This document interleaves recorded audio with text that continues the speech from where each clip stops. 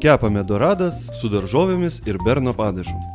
Išverdame bulves, atvėsiname. Svogūnus ir česnakus susmulkiname, o pomidorus perpjauname per pusę. Žuvies šonus įpjauname, įtriname druską ir pipirais. Prikemšame žalumos. Į įkaitintą keptuvę pilame aliejų ir dedame žuvį.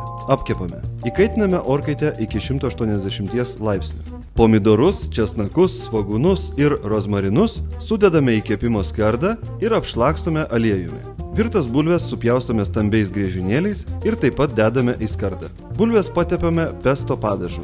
Ant daržovių sudedame žuvį ir šauname į orkaitę. Kol žuvis kepa, gaminame berno padažą. Užkaičiame puodą su vandeniu, į metalinį dubenį įmušame kiaušinių trynius ir įpilame truputėlį acto. Nedideliame puode išlydome sviestą. Dubenį su kiaušiniais dedame ant puodo su vandeniu ir plakame rankinę šluotele ant garų, kol pasigaminsime į gogel-mogel panašų kremą. Negalima perkaitinti kiaušinių, nes pagaminsime kiaušinienę.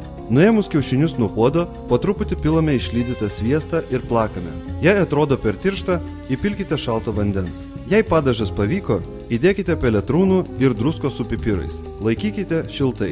Jei iš žuvies išsiskiria baltos sultis ir jį gražiai apskrudo, galime traukti ir skanauti. Dar apivarstome migdolais. Nepamirškite berno padažo, jis tiesiog nuostabus su bulvėmis. Skanaus, Linas.